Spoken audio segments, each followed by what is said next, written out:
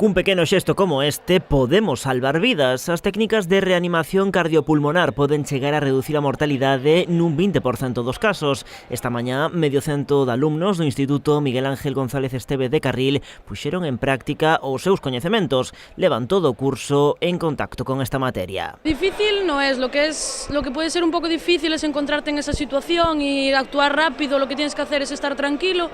Aquí te lo explican muy bien, de hecho ya llevamos todo el curso con ello y con unas cuantas clases ya más o menos lo sabrías hacer. Difícil no es. Difícil un poco es coger hábito, porque sobre todo el problema es encontrarse en una situación real y tener calmados los nervios para poder actuar. A cuestión de nervios o encontrarte unha persona inconsciente que non sabes que lle pasou e demais.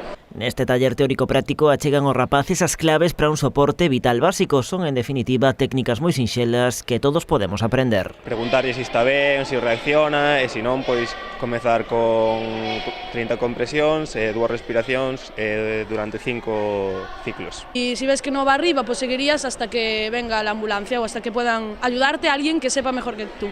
Al final no son ni los medios mecánicos ni la ambulancia, el que una persona en la calle pueda actuar de manera inmediata es lo que le va a salvar la vida. A iniciativa está en marcha dende hai 11 anos. Está impartida por profesionais de urxencias do Hospital do Salnés. Solo unha de cada 3 personas que sofren unha parada cardiorrespiratoria recibe algún intento de reanimación cardiopulmonar.